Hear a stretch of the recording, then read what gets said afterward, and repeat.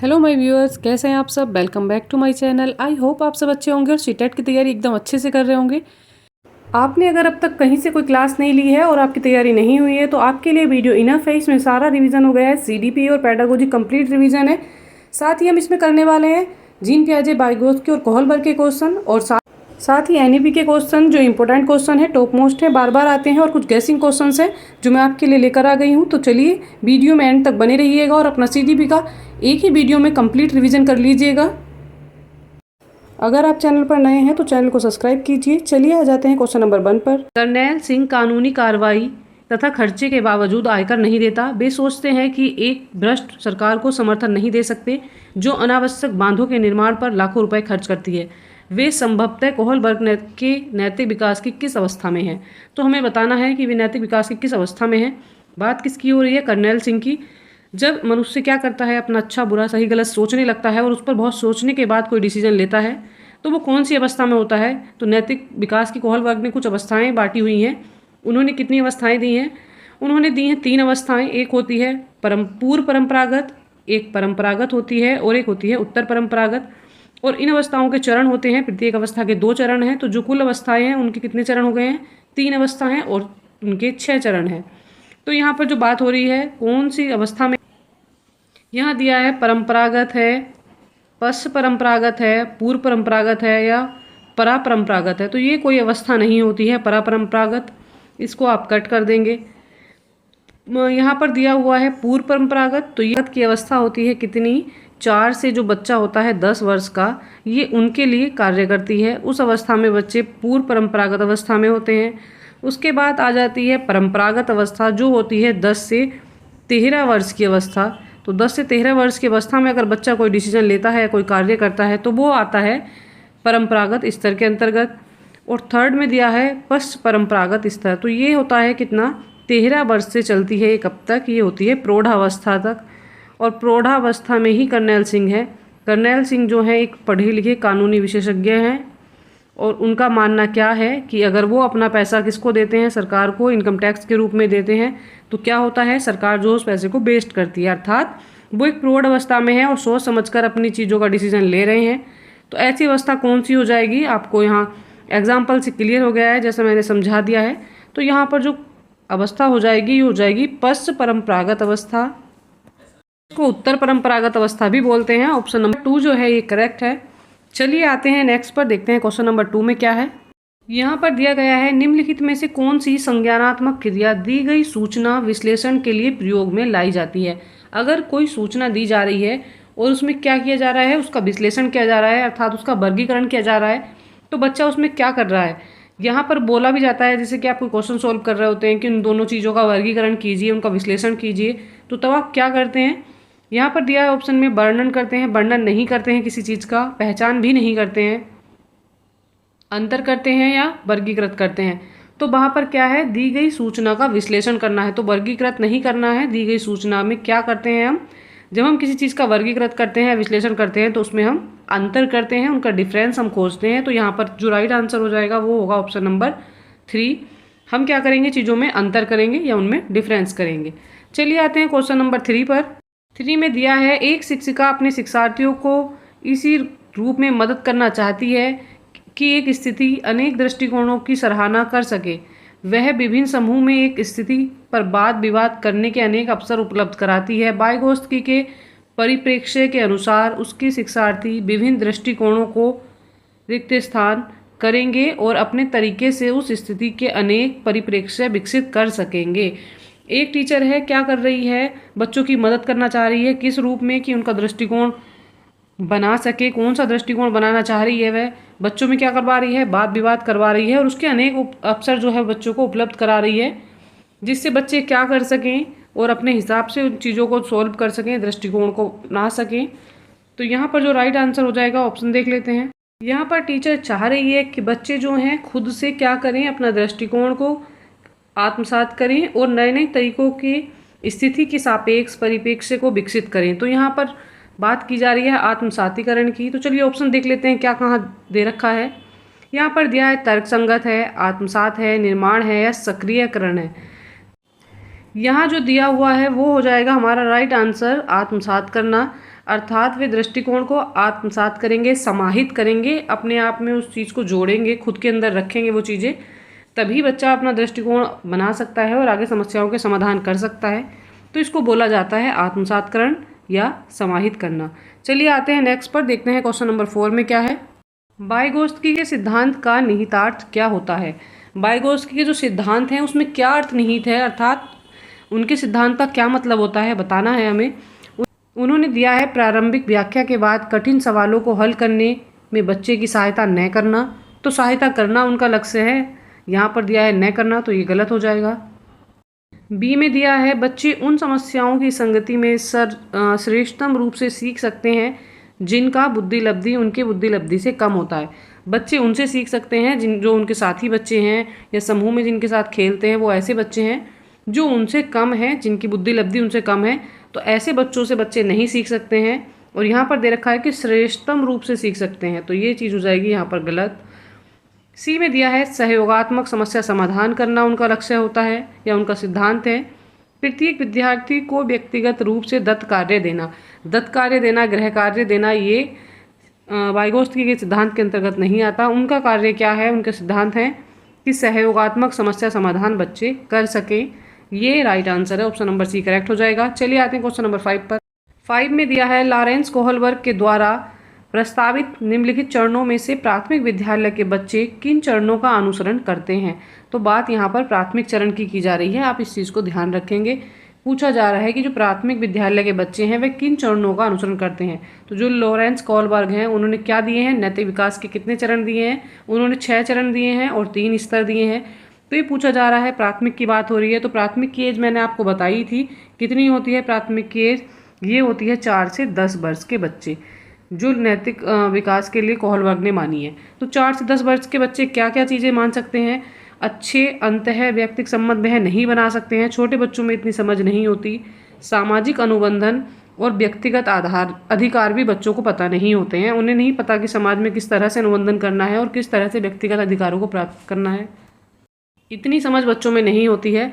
4 से 10 वर्ष के जो बच्चे होते हैं वो क्या क्या कर सकते हैं, आज्ञा पालन कर सकते हैं, बड़ों की आज्ञा मान सकते हैं, दंड उन्मुखीकरण कर सकते हैं, अर्थात किसी कार्य को करने से पूर्व उन्हें समझ में आ जाता है कि अगर वो कार्य गलत करेंगे या बड़ों का कहना नहीं मानेंगे तो उनको उसके लिए दंड भी मिल सकता है। तो बच्चे ये चीज़ें तो कर सकते हैं।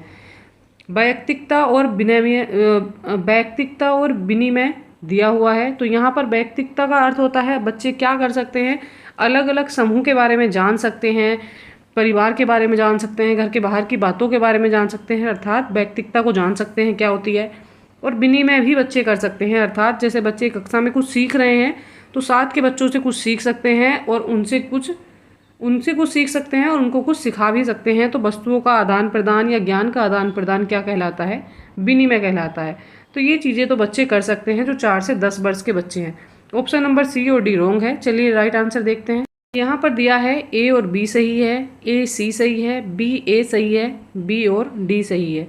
तो जो करेक्ट आंसर है वो है हमारा ऑप्शन नंबर फर्स्ट ही करेक्ट है। ए और बी दोनों पॉइंट जो हैं ये सही हैं। चलिए नेक्स्ट पर आते हैं। अगर इस तरह की क्लास आपको चाहिए और आप चाहते हैं कि आपको मैं ऐसे क्वेश्चंस करवाऊँ जो आपकी एग्ज़ाम में बहुत ज़्यादा हेल्प करें, तो चैनल को लाइक कीजिएगा, सब्सक्राइब कीजिएगा और हमें मोटिवेट करिएगा, क्योंकि आपके सब्सक्रिप्शन से और लाइक से हमें मोटिवेशन मिलता है। तो प्लीज़ मोटिवेट करते रहिएगा। चलिए आते हैं क्वेश्चन नंबर 6 पर। 6 में दिया हुआ है विचार न केवल भाषा को निर्धारित करते हैं बल्कि उसे आगे भी बढ़ाते हैं। यह विचार किसके द्वारा रखा गया। किसी ने कहा कि विचार जो होते हैं हमारी भाषा को निर्धारित करते हैं, जैसा हम सोचते हैं तो हमारी भाषा भी उसी के अकॉर्डिंग होती है, बल्कि उसे आगे भी बढ़ाते हैं। ये बात किसने कही थी, जीन पियाजे, कोहलबर्ग, वाइगोत्स्की या पेवलोव। तो यहाँ पर जो राइट आंसर हो जाएगा वो हो जाएगा हमारा वाइगोत्स्की। बात समाज की हो जाती है, समाज में ही भाषा का प्रयोग हो रहा है और विचारों की बात की जा रही है, तो ये सारी बातें किसने की हैं, वाइगोत्स्की ने की हैं।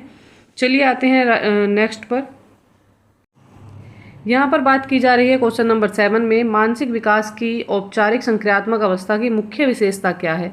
और यह अवस्था कब तक होती है, जो 13 वर्ष से प्रौढ़ावस्था तक चलती हुई आती है। तो इस अवस्था में व्यक्ति क्या कर सकता है या बच्चा क्या कर सकता है, वह अमूर्त चिंतन कर सकता है, अर्थात जो चीज़ें उसने नहीं देखी हैं या जो चीज़ें उसके सामने नहीं हैं उनके बारे में भी वह सोच सकता है। मूर्त चिंतन मूर्त चिंतन का अर्थ होता है जो चीज़ें प्रत्यक्ष हैं, सामने है, केवल उन्हीं के बारे में सोच सकता है। सामाजिक चिंतन कर सकता है, समाज के बारे में सोच सकता है। या अहम केंद्रित व्यवहार कर सकता है, ईगो वाला व्यवहार कर सकता है कि ये सारे कार्य मैं ही करूँगा या मैं अच्छा हूँ, तो ये चीज़ें सोच सकता है या कर सकता है। यहाँ पर जो राइट आंसर है वो है हमारा option number 1। Option number 1 correct हो जाएगा। जो 13 वर्ष से और प्रौढ़ावस्था तक की आयु होती है, इसमें व्यक्ति क्या कर सकता है, जो चीज़ें उसके समक्ष नहीं है वह उनके बारे में भी चिंतन कर सकता है, अपने फ्यूचर के बारे में सोच सकता है। ऑप्शन नंबर ए जो है ये करेक्ट हो जाएगा। चलिए आ जाते हैं नेक्स्ट पर, देखते हैं क्वेश्चन नंबर 8 में क्या है। यहाँ पर दिया हुआ है कोलबर्ग के अनुसार सही और गलत के बारे में बच्चे चिंतन करते हैं। कोलबर्ग ने कहा कि बच्चे सही और गलत के बारे में जो सोचते हैं तो वो कैसे सोचते हैं और किस आयु में सोचते हैं। ऑप्शन 1 में दिया है अलग आयु में अलग तरीके से, अलग चरणों में समान तरीके से, संदर्भ के अनुसार या अभिभावकों द्वारा प्रदत्त, जो अभिभावक उनको कहते हैं उसके अनुसार। यहाँ पर जो राइट आंसर हो जाएगा वो है हमारा ऑप्शन नंबर 1। अलग आयु में बच्चे अलग अलग तरीके से मतलब सोच सकते हैं या चिंतन कर सकते हैं। हर बच्चा सेम नहीं सोच सकता क्योंकि सब में व्यक्तिगत भिन्नता पाई जाती हैं। हर बच्चे का विकास का क्रम अलग है, सीखने का क्रम अलग है, तो सब बच्चों के सोचने का तरीका भी अलग है और उनके चिंतन का आयु भी जो है वो अलग है। ऑप्शन नंबर 1 करेक्ट हो जाएगा। आते हैं क्वेश्चन नंबर 9 पर। क्वेश्चन नंबर 9 में दिया है निर्देशों के अनुसार बाइगोस्त की बच्चों के सीखने में निम्नलिखित में से किस कारक की महत्वपूर्ण भूमिका पर बल देते हैं। बात की जा रही है बाइगोस्की की, तो आपको ध्यान आ ही गया होगा कि उन्होंने किसकी बात की है। ऑप्शन 1 में दिया है सामाजिक अनुवांशिक, ऑप्शन 3 में दिया है नैतिक या शारीरिक। तो यहाँ पर जो राइट आंसर हो जाएगा वो हो जाएगा ऑप्शन नंबर 1। तो उसकी जिन्होंने जो बात की है उन्होंने बात की है समाज की, अर्थात कारक की महत्वपूर्ण भूमिका पर बल दिया है। ऑप्शन नंबर जो 1 है ये करेक्ट हो जाता है। चलिए आ जाते हैं नेक्स्ट पर, क्वेश्चन नंबर देखते हैं 10। क्वेश्चन नंबर 10 में दिया है पियाजे के संज्ञानात्मक विकास के चरणों के अनुसार इंद्रिय गामक संवेदी प्रेरक अवस्था में किस से संबंधित होती है, या किससे संबंध रखती है बताना है।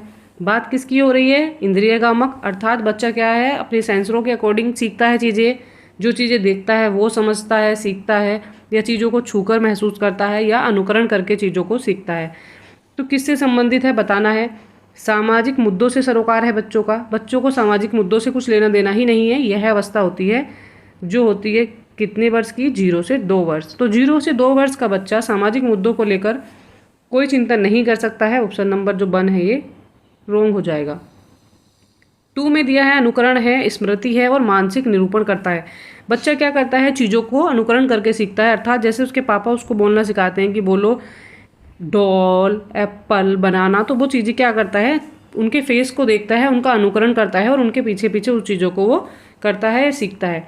कुछ चीज़ें स्मृति पर आधारित होती हैं, अर्थात बच्चा कुछ चीज़ें देख लेता है और उनको याद कर लेता है।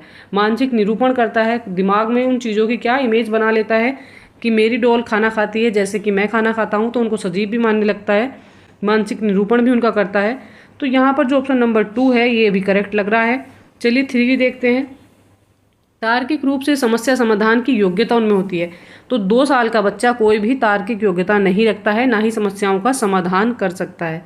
विकल्पों के निर्वाचन और विश्लेषण की योग्यता, ना ही उसमें विकल्पों के निर्वाचन और निर्देशन की क्या विशेषता नहीं होती है, कोई विश्लेषण वह नहीं कर सकता है। तो यहाँ पर ऑप्शन नंबर 4 जो है ये भी रॉन्ग है। जो राइट आंसर है वो है हमारा ऑप्शन नंबर 2। बच्चा क्या करता है, अनुकरण, स्मृति और मानसिक निरूपण से संबंधित अवस्था में होता है, और ये अवस्था होती है 0 से 2 वर्ष की। कोलबर्ग के अनुसार शिक्षक बच्चों में नैतिक मूल्यों का विकास कर सकता है। तो शिक्षक किस प्रकार से बच्चों में नैतिकता ला सकता है। ऑप्शन देखते हैं क्या क्या दिया है। ऑप्शन नंबर 1 में है कैसे व्यवहार किया जाना चाहिए, इस पर कठोर निर्देश देकर। तो जहाँ पर कठोर निर्देशों का पालन करना हो जाता है वहाँ आंसर जो है वो रॉन्ग हो जाएगा। धार्मिक शिक्षा को महत्व देकर, केवल धार्मिक शिक्षाओं का महत्व देकर बच्चे सीख नहीं पाएंगे, नैतिकता उनके अंदर नहीं आ पाएगी। व्यवहार से स्पष्ट नियम बनाकर, तो स्पष्ट नियम नहीं होने चाहिए, लचीलापन उनमें होना चाहिए, ये चीज़ भी गलत हो जाएगी। 4 में दिया है नैतिक मुद्दों पर आधारित चर्चाओं में उन्हें शामिल करके।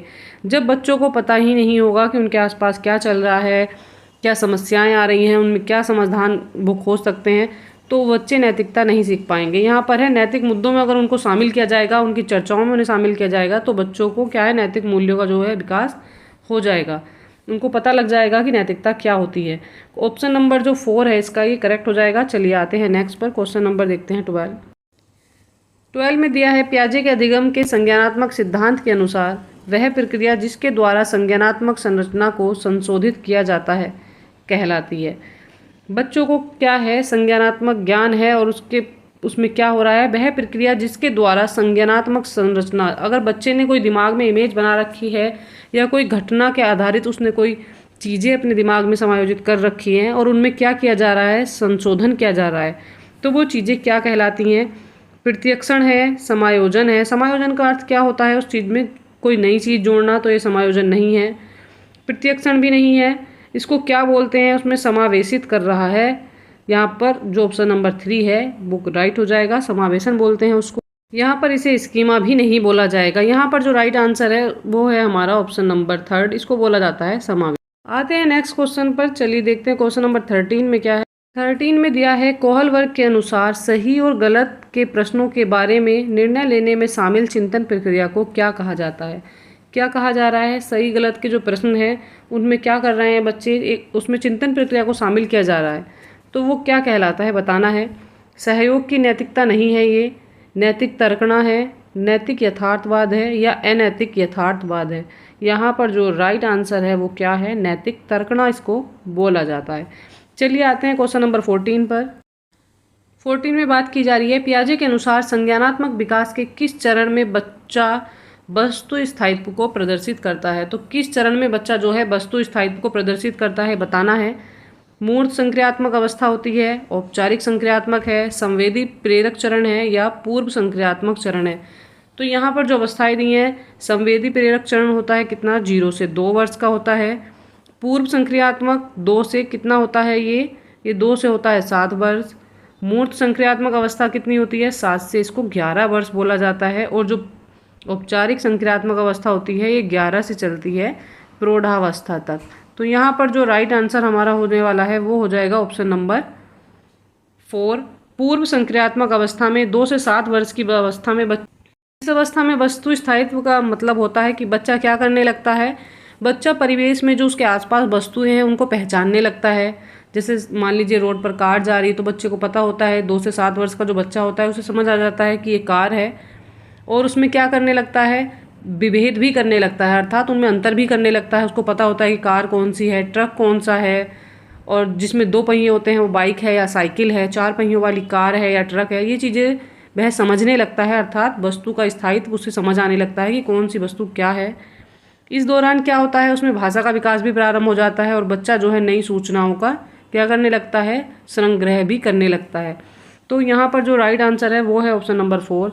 चलिए आ जाते हैं क्वेश्चन नंबर 15 पर। 15 में दिया है बच्चे दुनिया के बारे में अपनी समझ का सृजन करते हैं, इसका सिद्धांत किसने दिया। बच्चे जो हैं दुनिया के बारे में अपनी समझ का सृजन करते हैं, अर्थात अपनी समझ को बनाते हैं कि दुनिया ऐसी है, बाहर इस तरह का माहौल है, क्या क्या चीज़ें होती हैं, क्या नहीं होती हैं। तो ये बात किसने की है, पियाजे हैं, पेवलोव के हैं, कोहलबर्ग हैं या स्किनर हैं। तो पेवलोव ने नहीं की है, ये बात की है पियाजे जी ने। संज्ञानात्मक समझ की बात हो रही है, तो ये किसका सृजन किसने किया है, ये बात कही है, इसका सिद्धांत का श्रेय जाता है पियाजे जी को। चलिए आते हैं नेक्स्ट पर। नेक्स्ट क्वेश्चन में देखते हैं, यहाँ पर दिया है वह अवस्था जब बच्चा तार्किक रूप से वस्तुओं व घटनाओं के विषय में चिंतन प्रारंभ कर देता है, अर्थात बच्चा क्या करता है, तर्क देता है और तार्किक रूप से बच्चा क्या करता है, वस्तुओं और घटनाओं के बारे में चिंतन भी करने लगता है। तो ये कौन सी अवस्था है, संवेदी प्रेरक अवस्था नहीं, क्योंकि ये 0 से 2 वर्ष की है, तो इस अवस्था में बच्चा चिंतन नहीं कर सकता है, वो भी तार्किक रूप से। ये रोंग हो जाएगा, ऑप्शन नंबर 2 देखते हैं। यहाँ दिया हुआ है औपचारिक संक्रियात्मक अवस्था, तो ये अवस्था होती है कितनी, 11 से 13 वर्ष, या आप इसको बोल सकते हैं प्रौढ़ावस्था तक। तो ये भी नहीं होगी, क्योंकि प्रौढ़ावस्था तो सबसे अपर की अवस्था हो जाती है, उससे पहले ही बच्चे में तार्किक चिंतन आ जाता है, तो ये भी रोंग हो जाएगा। यहाँ आता है पूर्व संक्रियात्मक अवस्था। पूर्व संक्रियात्मक अवस्था की जो एज होती है वो 2 से 7 वर्ष होती है, तो इस अवस्था के लिए भी बच्चा जो है क्या है, इस अवस्था में बच्चा छोटा होता है और वो तार्किक चिंतन नहीं कर सकता, केवल उसमें वस्तुओं का स्थायित्व आता है, वस्तुओं को पहचानना शुरू करता है, उनके बारे में कोई तार्किक चिंतन नहीं कर सकता है। अब आती है अवस्था मूर्त संक्रियात्मक अवस्था, यह होती है कितनी, 7 से 11 वर्ष की अवस्था। और 7 से 11 वर्ष की अवस्था में बच्चा कैसा होता है, उनका जो है चिंतन अब अधिक क्या हो जाता है, क्रमबद्ध हो जाता है और तर्क संगत होना शुरू हो जाता है। बच्चा जो है तर्क संगत मतलब साथ में क्या करता है, सोचता है और उन चीज़ों के बारे में अपने विचार भी रख सकता है, तर्क भी कर सकता है। तो ये तर्क संगत अवस्था या तार्किक चिंतन की अवस्था उसको बोला जाता है। तो यहाँ पर जो राइट आंसर है वो है हमारा ऑप्शन नंबर 4। चलिए आते हैं क्वेश्चन नंबर 17। बच्चों के बौद्धिक विकास की 4 विशिष्ट अवस्थाओं की पहचान की गई। बच्चों के बौद्धिक स्तर की 4 विशिष्ट अवस्थाएं किसने पहचानी और उनकी पहचान किसने की, बताइए। कोहलबर्ग है। कोहलबर्ग ने नैतिकता के सिद्धांत दिए हैं। एरिक्सन नहीं है, स्किनर भी नहीं है। यहाँ राइट आंसर है पियाजे। ऑप्शन नंबर 4 जो है ये राइट हो जाएगा। पियाजे जी ने बौद्धिक विकास की 4 अवस्थाओं की पहचान की। चलिए आते हैं क्वेश्चन नंबर 18 पर। यहाँ पर दिया है, पियाजे के अनुसार निम्नलिखित में से कौन सी अवस्था में बच्चा अमूर्त संकल्पनाओं के विषय में तार्किक चिंतन करना आरंभ करता है और चीज़ें कैसी हैं, अमूर्त हैं, अर्थात बच्चा चीज़ें, मान लीजिए उसने कोई घटना देखी अपने आसपास होती हुई और अपने घर जाकर वो अपने पेरेंट्स से उसके बारे में बातें करता है, चिंतन करता है। तो ज़रूरी नहीं कि चीज़ उसके सामने है तभी वह बात करता है, वह अमूर्त संकल्पनाओं के बारे में भी बातें कर सकता है। तो यहाँ पर जो एज हो जाती है, ये मैंने अभी इससे पहले क्वेश्चन में आपको एक्सप्लेन की है, ये होती है मूर्त संक्रियात्मक अवस्था, जो 7 से 11 वर्ष की अवस्था होती है। ऑप्शन नंबर ए जो है ये राइट हो जाएगा, बाकी ऑप्शन जो है आप उसको कट कर देंगे। चलिए आते हैं नेक्स्ट पर, देखते हैं क्वेश्चन नंबर 19 में दिया है, पियाजे के अनुसार विकास की पहली अवस्था जन्म से लगभग 2 वर्ष की आयु के दौरान बच्चे सबसे बेहतर सीखते हैं। अनुकरण के द्वारा सीखते हैं, अपनी किसके द्वारा सीखते हैं, अपने सेंसर्स के द्वारा सीखते हैं, अपनी इंद्रियों के द्वारा सीखते हैं। इसको संवेदीगामक अवस्था कहा जाता है, इंद्रियगामक अवस्था भी कहते हैं इसको। तो यहाँ पर ऑप्शन देख लेते हैं क्या क्या है। निष्क्रिय शब्दों के द्वारा समझते हैं, जी नहीं। अमूर्त तरीके से चिंतन के द्वारा भी छोटा बच्चा नहीं समझ सकता है, बात 0 से 2 वर्ष के बच्चे की है। भाषा के नए अर्जित ज्ञान के अनुप्रयोग के द्वारा छोटा बच्चा भाषा का ज्ञान नहीं रखता, 2 वर्ष तक का बच्चा सही से बोल भी नहीं पाता है, तो भाषा ज्ञान तो बहुत दूर की चीज़ हो जाती है। इंद्रियों के प्रयोग के द्वारा, तो जी हाँ, बच्चा जो है इंद्रियों के प्रयोग के द्वारा ही सीखता है। ऑप्शन नंबर जो 4 है ये करेक्ट है। वह स्तर जिसमें बच्चा किसी घटना एवं वस्तु के बारे में तार्किक रूप से सोचना शुरू कर सकता है कहा जाता है।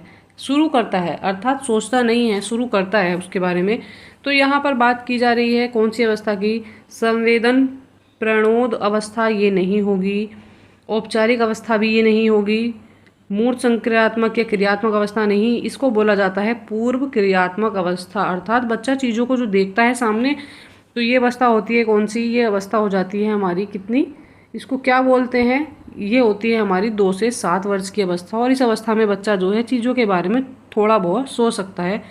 जो मतलब 2 साल के बच्चे के लिए तो आप नहीं कहेंगे, पर जो बच्चा होता है 6 साल का या 5 साल का, तो उस बच्चे में इतनी समझ आ जाती है कि वो घटनाओं को देखकर उनके बारे में थोड़ा बहुत कुछ अपनी समझ लगा सकता है।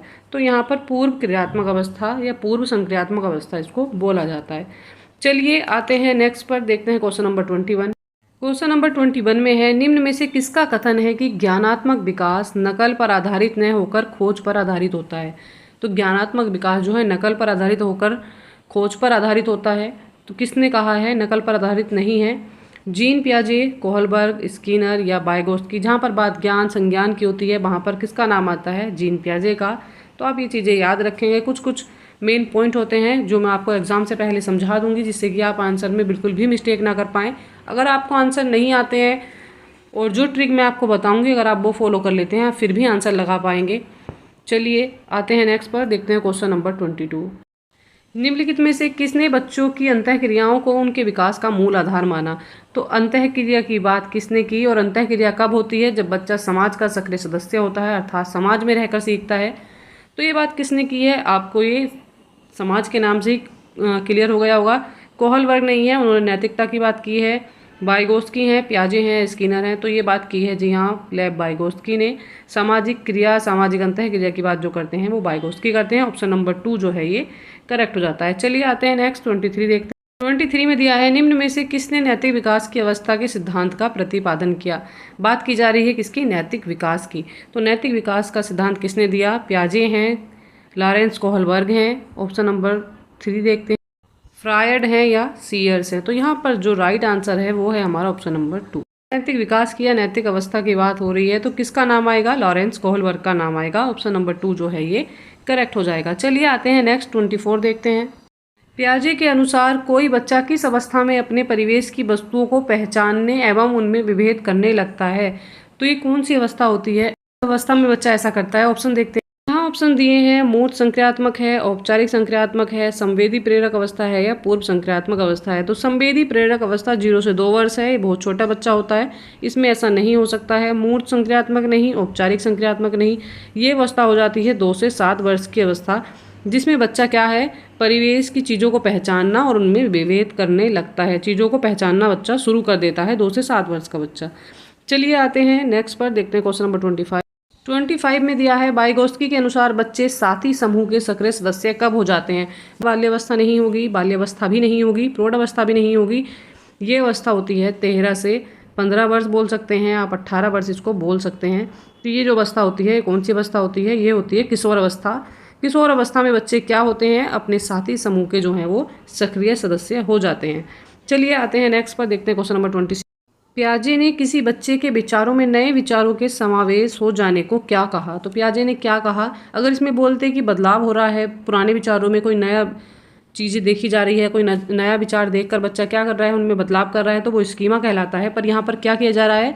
पुराने विचारों में नए विचार समायोजित किए जा रहे हैं, समावेशित किए जा रहे हैं।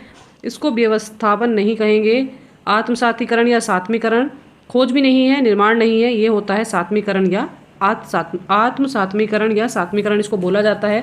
बच्चा क्या कर रहा है? पुराने विचारों में नए विचारों को समावेशित कर रहा है, अर्थात जोड़ रहा है। ऑप्शन नंबर 2 जो है करेक्ट है। देखते हैं क्वेश्चन नंबर 27।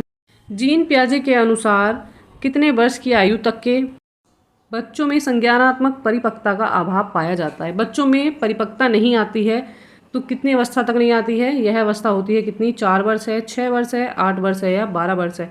तो संज्ञानात्मक परिपक्वता जब ना समझ आप बच्चे को बोलते हैं तब बोलते हैं, वो अवस्था होती है 6 वर्ष तक के बच्चों में यह अभाव पाया जाता है, उससे ऊपर के बच्चों में परिपक्वता आनी शुरू हो जाती है। ऑप्शन नंबर 2 जो है ये राइट है। चलिए देखते हैं 28 में क्या है। यहाँ पर दिया है, बच्चों के विकास से संबंधित निर्माण एवं खोज का सिद्धांत निम्न में से किसने दिया? निर्माण और खोज का सिद्धांत किसने दिया था? यहाँ पर दिया है, राइट आंसर किसका हो जाएगा? स्किनर है, वाइगोत्स्की हैं, पियाजे हैं, कोहलबर्ग हैं। तो आज हम पियाजे, कोहलबर्ग, वाइगोत्स्की के बारे में पढ़ रहे हैं। तो यहाँ पर जो राइट आंसर है, खोज और निर्माण का सिद्धांत जो है वो पियाजे ने दिया था। चलिए आते हैं नेक्स्ट पर, क्वेश्चन नंबर देखते हैं 29। यहाँ पर दिया है, बच्चों में आधारहीन आत्मचेतना का संबंध उसके विकास की किस अवस्था से है? तो आधारहीन आत्मचेतना की बात की जा रही है, इसका संबंध कौन सी अवस्था से होता है? यहाँ दी हुई अवस्था पूर्व बाल्यावस्था है, बाल्यावस्था है, किशोर अवस्था है, इनमें से कोई नहीं। तो यहाँ पर पूर्व बाल्यावस्था नहीं होगी। आधारहीन आत्मचेतना की बात हो रही है, तो ये अवस्था होती है किशोर अवस्था। उसमें ही बच्चा क्या है, चीज़ों को आधारहीन मानने लगता है, खुद को सबसे श्रेष्ठ और ईगोइस्टिक हो जाता है, खुद को सबसे श्रेष्ठ मानने लगता है, अपने आप को सही समझना शुरू कर देता है, वो आधारहीन आत्मचेतना का शिकार हो जाता है। ऑप्शन नंबर 3 जो है ये करेक्ट है। 30 में देखते हैं क्या है, ये है आज का लास्ट क्वेश्चन। चलिए इसमें देख लेते हैं क्या दे रखा है।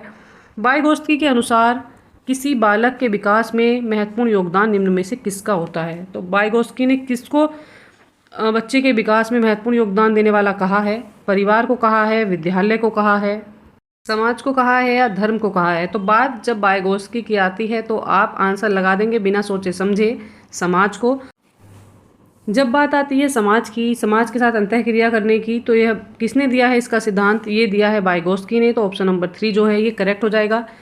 यहाँ दे रखा है, बाल विकास का कौन सा क्षेत्र बच्चों के व्यक्तित्व के भावात्मक घटक से संबंधित है? तो बात किसकी हो रही है? बच्चों के भावात्मक घटक की। भावात्मक का मतलब क्या होता है? इमोशंस से होता है, जैसे कि व्यक्तियों, वस्तुओं व उसके आसपास के प्रति बच्चे की जो भावनाएं होती हैं वो हमें बतानी है कि ये कौन से क्षेत्र से जुड़ी हुई हैं, कौन से इसके घटक होते हैं। चलिए ऑप्शन देख लेते हैं क्या है। शारीरिक होते हैं, आध्यात्मिक होते हैं, संवेगात्मक होते हैं, संज्ञानात्मक। बात हो रही है बच्चों की, तो बच्चों में संज्ञानात्मक की बात आप नहीं करेंगे, शारीरिक भी नहीं होते हैं, ना ही ये किसी आध्यात्मिक, किसी धर्म से, किसी भी पूजा से, किसी चीज़ से जुड़े हुए नहीं है। ये क्या होते हैं? बात भावना की हो रही है, तो भाव जो होते हैं किस में होते हैं? संवेगों में होते हैं, अर्थात इमोशंस की बात है, तो संवेगात्मक यहाँ पर सही हो जाएगा। ऑप्शन नंबर सी जो है ये करेक्ट है। चलिए आते हैं क्वेश्चन नंबर 2 पर। यहाँ दिया हुआ है, व्यक्तिगत भिन्नता का सिद्धांत बताता है कि जो व्यक्तिगत भिन्नता होती है, व्यक्ति जो अलग अलग होते हैं, तो वो क्या बताता है? चलिए ऑप्शन देखते हैं। सभी बच्चों के यहाँ पर क्या दे रखा है, सभी बच्चों के शारीरिक विकास की गति एक समान होती है। जी नहीं, बात किसकी हो रही है, व्यक्तिगत भिन्नता की, तो इसमें ध्यान रखेंगे सभी बच्चों के शारीरिक गति जो है वो एक समान नहीं होती हैं। ऑप्शन बी में दिया है सभी बच्चों की वृद्धि की गति एक जैसी होती है, तो सभी बच्चों की वृद्धि की गति भी एक जैसी नहीं हो सकती है। विभिन्न बच्चों के और वृद्धि की गति में अंतर हो सकता है, तो यहाँ पर विकास जो है स्किप हो गया है, इसलिए आप यहाँ पर क्या लिख लेंगे, यहाँ पर आप लिख लेंगे विकास। विकास और वृद्धि की गति में क्या हो सकता है, अंतर हो सकता है। तो यहाँ पर जो राइट आंसर हमें मिल गया है वो क्या है, हमारा ऑप्शन नंबर सी जो है ये करेक्ट है। बच्चों के विकास और वृद्धि में क्या होता है, अंतर हो सकता है अगर बच्चे भिन्न भिन्न हैं तो। डी में दे रखा है सभी बच्चों के भाषाई विकास की गति एक समान होती है, तो भाषा की बात यहाँ पर नहीं की जा रही है।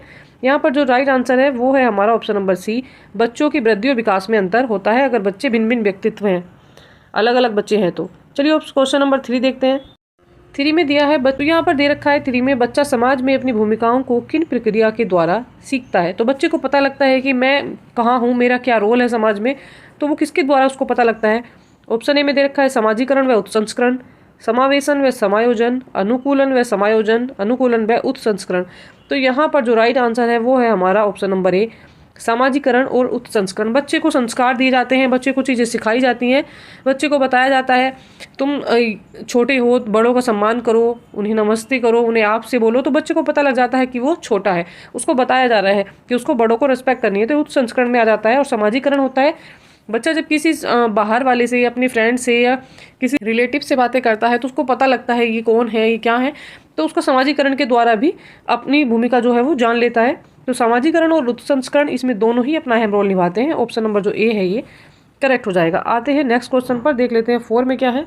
में बात की जा रही है जीन पियाजे के अनुसार जब किसी बच्चे को खिलौना दिया जाता है और फिर छुपा दिया जाता है, वह उसे भूलने की बजाय क्या करता है, खोजने लगता है। बालक में यह विशेषता कहते हैं, तो बालक के अंदर जो विशेषता होती है उसको क्या कहते हैं बताना है, और अवस्था में पाई जाती है इस विशेषता को, और ये किस अवस्था में पाई जाती है, इस विशेषता को क्या कहते हैं ये बताना है हमें। तो यहाँ पर दे रखा है पूर्व संक्रियात्मक आत्म केंद्रित, पूर्व संक्रियात्मक वस्तु स्थायित्व, संवेदी चालक वस्तु स्थायित्व, मूर संक्रियात्मक प्रतिवर्ती मानसिक संक्रिया। तो यहाँ पर जो राइट आंसर क्या हो जाएगा, वो हो जाएगा हमारा ऑप्शन नंबर सी।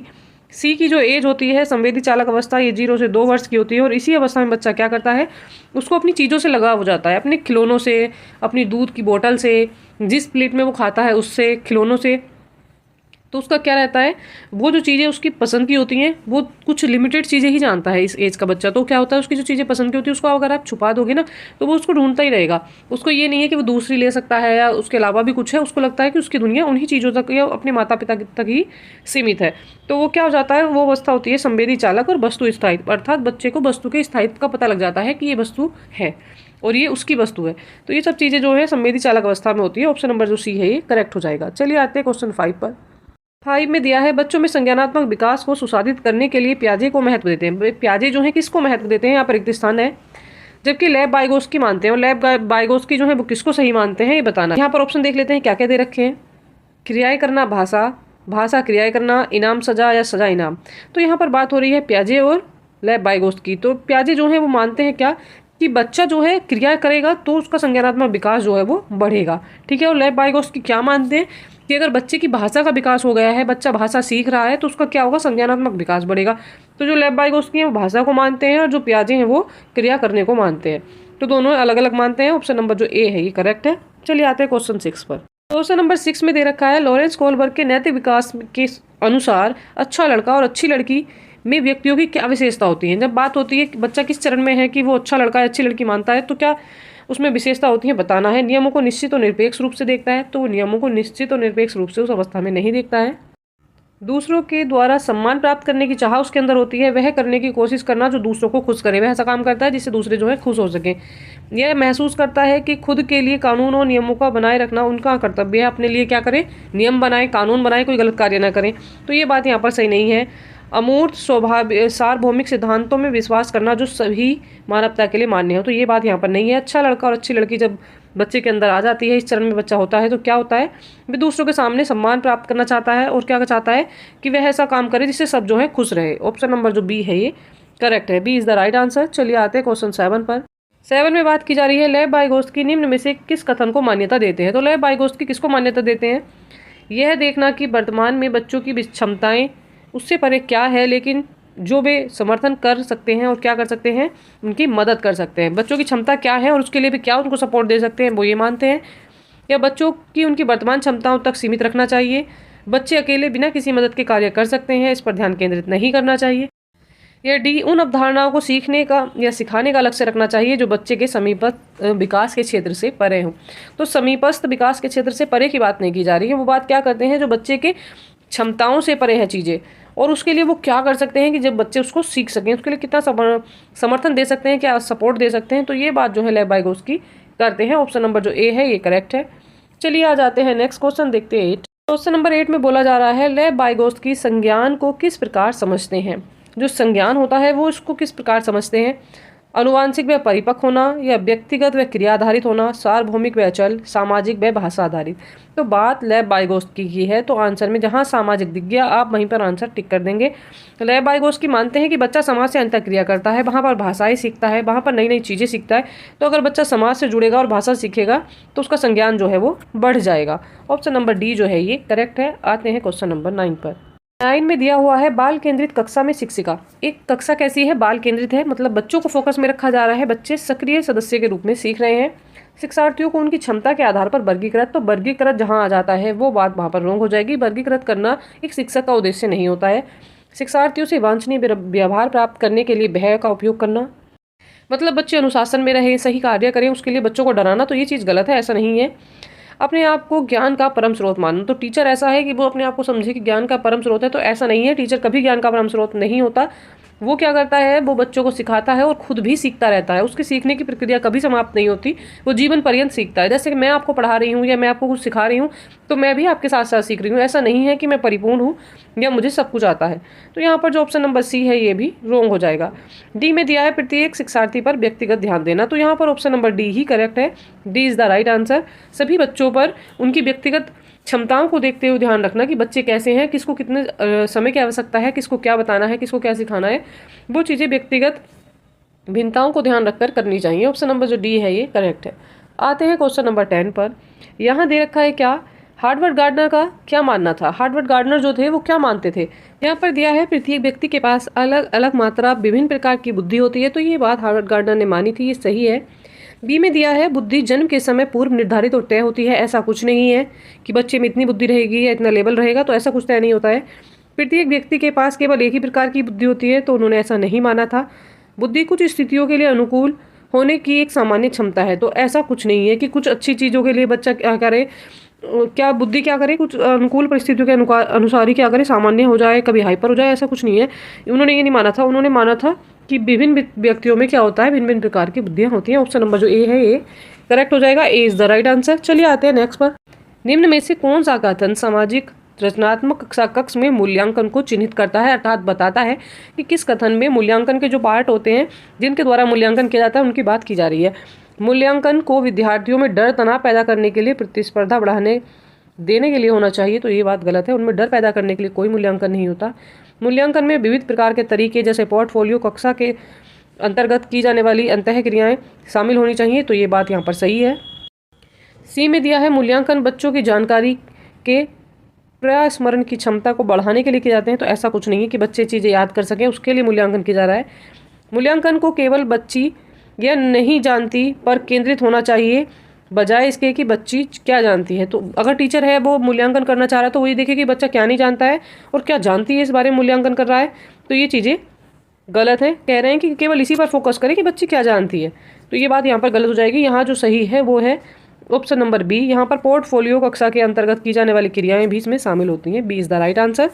चलिए आते हैं नेक्स्ट पर, देखते हैं क्वेश्चन नंबर 15 में बात की जा रही है इस प्रश्न में कौन से कौशल का परीक्षण शामिल है। सभी बच्चों की जरूरतें, रुचियों व योग्यताओं का सम्मान करते हुए शिक्षक एक प्रगतिशील कक्षा कक्ष की रचना कैसे कर सकते हैं। तो यहाँ पर कौन सी कौशल की बात की जा रही है, केवल ज्ञान की है नहीं, बोध की भी नहीं है, अभिसारी सोच की भी नहीं है, समस्या समाधान कौशल की यहाँ पर बात की जा रही है। तभी प्रगतिशील कक्षा में टीचर क्या कर सकता है, सभी की योग्यता, जरूरतों और उनके रुचियों का सम्मान कर सकता है। ऑप्शन नंबर जो सी है ये करेक्ट है। चलिए आते हैं 16 पर। यहाँ क्या दे रखा है, यहाँ है समावेशन को किससे बढ़ावा नहीं दिया जाता। समावेशन को किससे बढ़ावा नहीं मिलता है, लचीलेपन समूह से, उचित समायोजन से, विभेदित निर्देश से, नामीकरण व पृथकीकरण से। तो यहाँ पर जो ऑप्शन नंबर डी है ये करेक्ट है। बात हो रही है किसकी, कि जो समावेशन होता है वो किससे नहीं बढ़ता, तो समावेशन नामीकरण और पृथक्करण करने से नहीं बढ़ता है। ऑप्शन नंबर डी जो है ये करेक्ट है। चलिए आते हैं 17 पर। यहाँ क्या दिया है, यहाँ दे रखा है विविध पृष्ठभूमियों से आने वाले बच्चों की प्राथमिक माध्यमिक कक्षा में उदाहरणों का क्या योगदान है। बच्चा क्या है, विविध पृष्ठभूमि से आता है और प्राथमिक माध्यमिक कक्षा का बच्चा है, तो उसको अगर आप उदाहरण देते हैं तो उनके लिए उसकी लाइफ में क्या महत्व हो जाएगा, यहाँ पर ये पूछा जा रहा है। चलिए इसके ऑप्शंस हम देख लेते हैं। शिक्षक को केवल पाठ्य पुस्तकों में दिए गए उदाहरण का हवाला देना चाहिए, तो ये बात गलत है। शिक्षक को खुद उदाहरण देने चाहिए और बच्चों को उनकी निजी जिंदगी से उदाहरण देने के लिए प्रोत्साहित करना चाहिए, ये बात सही है। शिक्षक को केवल प्रभावी समूह से आने वाले बच्चों को उदाहरण देने के लिए प्रोत्साहित करना चाहिए, तो ये बात गलत है।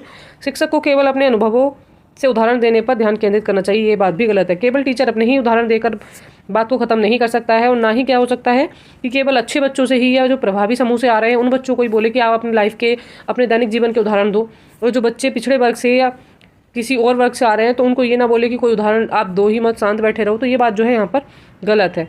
बच्चों के साथ क्या करना चाहिए, टीचर को खुद उदाहरण दे और पूरी कक्षा के जो बच्चे हैं उनसे बोले कि अपनी निजी जिंदगी के जो उदाहरण है आप भी उनको यहाँ पर शेयर करिए, दूसरे को बताइए। जो ऑप्शन नंबर बी है ये करेक्ट हो जाएगा, B is the right answer. चलिए आते हैं नेक्स्ट क्वेश्चन पर।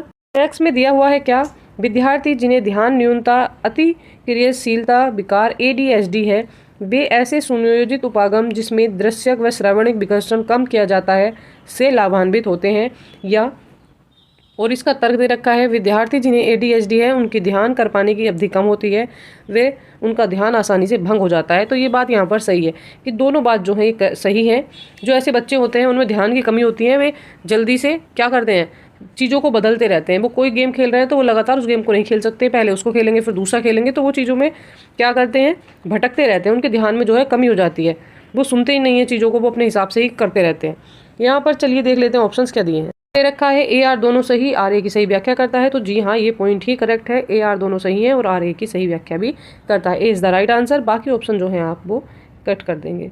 चलिए आ जाते हैं नेक्स्ट, देखते हैं क्वेश्चन नंबर 19 में क्या है। यहाँ पर दे रखा है वह विद्यार्थी जिन्हें दृष्टि बाधिता है उनके समावेशन के लिए क्या करना चाहिए। बच्चे कैसे हैं, उनको देखने में समस्या है, तो उनके लिए कैसा समावेशन होना चाहिए। छोटे अक्षर व चित्र वाली किताबों का प्रयोग, तो ये गलत हो जाएगा। छोटे अक्षर बच्चे देख नहीं पाएंगे और जिनमें चित्र हैं तो वो बच्चे देख ही नहीं पाएंगे जिनको देखने में समस्या है। स्पर्शिक सामग्री व अन्य संसाधन जिनमें उपहार का प्रयोग हो, तो ये चीज़ सही है। बच्चे जो हैं, ऐसे बच्चे जो होते हैं क्या है, छूकर चीज़ों को महसूस कर पाते हैं और उनको सीख पाते हैं। ऐसे ही उनको नक्शे चित्र दिए जाते हैं और ऐसे ही अक्षर वाली उनको किताब दी जाती है जिनमें अक्षर उभरे हुए हों, तो बी ऑप्शन जो है ये करेक्ट है। चलिए बाकी ऑप्शन भी देख लेते हैं। सहायक तकनीकी के प्रयोग पर प्रतिबंध, तो प्रतिबंध यहाँ पर नहीं लगाना, प्रतिबंध लगाना यहाँ पर गलत हो जाएगा, तो जो ऑप्शन नंबर सी है ये गलत है। शिक्षकों व समकक्षियों द्वारा संकेतिक भाषा का प्रयोग, जब बच्चे देख नहीं पा रहे हैं तो संकेतिक भाषा कैसे समझेंगे, बिना बोले आप उनको संकेत करेंगे तो बच्चे की क्या समझ आएगा जब वो देखेगा ही नहीं चीज़ें, तो यहाँ पर ये भी गलत हो जाएगा। ऑप्शन नंबर जो बी है ये करेक्ट है। आते हैं नेक्स्ट, देखते हैं क्वेश्चन नंबर 20 में क्या दिया हुआ है। यहाँ पर है रचनात्मक की सबसे विशिष्ट विशेषता क्या है, तो जो रचनात्मक होते हैं उनमें सबसे विशिष्ट विशेषता क्या होती है, वे अनुरूपता का पालन करते हैं कि एक दूसरे को देखकर ही चीज़ें सीख ले, अभिसारी सोच होती है, अपसारी सोच होती है, या परिकल्पित निगमनात्मक तर्क होता है। तो यहाँ पर जो राइट आंसर हो जाएगा वो हो जाएगा हमारा अपसारी सोच। जो रचनात्मकता वाला गुण है उसमें सबसे जो विशिष्ट है वो क्या है, अपसारी सोच है। ऑप्शन नंबर सी करेक्ट हो जाएगा। अर्थात क्या, अर्थात ये कि मान लीजिए आपने किसी को कोई समस्या हल करने के लिए दी तो उसके वो एक से अधिक उत्तर खोज लेता है तो वो रचनात्मक होता है, वो उसको ही अपसारी सोच बोला जाता है। ठीक है, अगर ऐसा हो कि आपने एक प्रश्न दिया और उसका एक ही उत्तर आ रहा है तो ये अभिसारी सोच होता है। तो आपको यहाँ से क्लियर भी हो गया होगा कि अभिसारी और अपसारी में क्या अंतर होता है। तो एक के बहुत सारे उत्तर खोज लेना ये होती है रचनात्मक विशेषता और अपसारी सोच। चलिए आते हैं नेक्स्ट पर। दिया है सक्रिय जुड़ाव का क्या अर्थ है, तो यहाँ पर पूछा जा रहा है सक्रिय जुड़ाव अर्थात बच्चा एक्टिव होकर जुड़ रहा है, चीज़ों को सीख रहा है, तो पूछताछ और जांच हो जाएगा। वेधन अभ्यास है, रट कर स्मरण है, निष्क्रिय सुनना, बच्चा सुन ही नहीं रहा, उसका मन ही नहीं है सुनने में, तो ये बात गलत हो जाएगी, तो जुड़ाव होगा ही नहीं। अगर चीज़ों को रटे जा रहा है तो उसमें जुड़ाव नहीं होगा क्योंकि उसकी रुचि नहीं है उसमें। फिर यहाँ पर वेधन और अभ्यास, बच्चा क्या कर रहा है, बार बार चीज़ों का प्रैक्टिस करे जा रहा है, उनको लिख लिख कर देख रहा है, तो यहाँ पर कोई सक्रिय जुड़ाव नहीं। बच्चा क्या कर रहा है, जब उसको टीचर पढ़ा रहा है या कोई चीज़ समझा रहा है तो बच्चा पूछताछ कर रहा है, बार बार प्रश्न पूछे जा रहा है, जांच कर रहा है कि टीचर हमें क्या बता रहा है और हमें क्या उसके बारे में जानकारी है, क्या हम नया और जान सकते हैं। तो बच्चा तब क्या करेगा, सक्रिय जुड़ाव को महसूस करेगा, तब उसमें सक्रिय जुड़ाव होगा। यहाँ पर जो ऑप्शन नंबर ए है ये करेक्ट हो जाता है। चलिए आते हैं 22 पर। यहाँ पर बात हो रही है ज्ञान के निर्माण में कौन कौन सी प्रक्रियाएं शामिल हैं। जब ज्ञान का निर्माण होता है तो कौन सी प्रक्रियाएं उसमें होती हैं। पूर्व ज्ञान का संगठन होता है, वह पुनर्संगठन भी होता है। जो पहले का ज्ञान है उसका संगठन किया जा रहा है और जो नया ज्ञान है उसका भी संगठन हो रहा है, तो ये पॉइंट करेक्ट है। अन्वेषण व खोज, बच्चा क्या करता है, सक्रिय होकर खोज करता है, अन्वेषण करता है, चीज़ों को ढूंढता है, तो ये चीज़ भी करेक्ट है। सामाजिक अंतःक्रिया, बच्चा समाज से अंतःक्रिया करेगा तभी उसके ज्ञान का निर्माण होगा। अगर अंतःक्रिया नहीं करेगा तो उसका ज्ञान का जो भंडार है वो बढ़ेगा नहीं, वो भरेगा नहीं। अर्थात क्या है, सामाजिक अंतःक्रिया के द्वारा ही ज्ञान का निर्माण संभव है। तो ये तीनों पॉइंट यहाँ पर करेक्ट है। चलिए जिसमें ये आ जाएंगे वो वाला ऑप्शन आपका करेक्ट हो जाएगा। चलिए देख लेते हैं यहाँ क्या दे रखा है। फर्स्ट में दिया है ए और थर्ड, ए में दे रखा है सेकंड और थर्ड, ये रॉन्ग हो जाएगा। बी में दिया है फर्स्ट सेकंड थर्ड, तीनों पॉइंट दिए हैं यहाँ पर। सी में दिया है फर्स्ट थर्ड और डी में दे रखा है फर्स्ट और सेकंड, तो ये रॉन्ग हो जाएगा। यहाँ पर जो ऑप्शन नंबर बी है ये करेक्ट हो जाएगा। यहाँ बात क्या की जा रही है कि ज्ञान का निर्माण किससे संभव है। ज्ञान का संगठन होगा, अन्वेषण और खोज होगी और समाज के साथ अंतःक्रिया होगी, सामाजिक अंतःक्रिया होगी, तो ज्ञान का निर्माण अवश्य ही संभव है। तो यहाँ पर ऑप्शन नंबर बी जो है ये करेक्ट हो जाता है। दिया हुआ है बच्चों का शारीरिक विकास महत्वपूर्ण है क्योंकि यह बच्चों के सामाजिक व संज्ञानात्मक विकास को भी प्रभावित करता है। यहाँ पर तर्क दिया है बचपन में विकास के सभी आयाम एक दूसरे से जुड़े हुए हैं तथा एक दूसरे को बेहद प्रभावित करते हैं। तो यहाँ पर बात की जा रही है कि बच्चे के जो शारीरिक विकास के जो संज्ञानात्मक और सामाजिक क्षेत्र है वो उसको प्रभावित करते हैं। और क्या है कि यहाँ पर जो बच्चे के विकास के आयाम हैं एक दूसरे से जुड़े हुए हैं, इसीलिए प्रभावित करते हैं। तो यहाँ पर जो बात की जा रही है, जो कथन दिया गया है, वो जो उसका तर्क है वो उसकी एकदम से सही व्याख्या करता है। अगर एक दूसरे से जुड़े हुए नहीं होंगे तो प्रभावित ही कैसे करेंगे, जुड़े हुए हैं तभी प्रभावित करते हैं। तो दोनों चीज़ें जो हैं यहाँ पर ये एकदम करेक्ट लिखी हुई हैं और जो ए है वो आर की व्याख्या भी एकदम से सही कर रहा है। चलिए ऑप्शन यहाँ पर चेक कर लेते हैं। ऑप्शन में क्या दे रखा है, यहाँ दिया हुआ है ए और आर दोनों सही हैं, ए जो है आर की सही व्याख्या करता है। बी में दिया है ए आर दोनों सही, आर ए की व्याख्या नहीं करता है। सी में दिया है ए सही है लेकिन आर गलत है, तो ये तो रोंग ही हो जाएगा। ए आर दोनों गलत है तो ऐसा नहीं है, मैं आपको एक्सप्लेन कर चुकी हूँ। तो यहाँ पर ऑप्शन नंबर बी भी रोंग हो जाएगा। जो हमारा राइट आंसर है वो है हमारा ऑप्शन नंबर ए। आर और ए जो है ये दोनों सही हैं और आर जो है ए की वो सही व्याख्या भी करता है। चलिए आ जाते हैं नेक्स्ट पर। क्वेश्चन नंबर देखते हैं 2 में क्या है।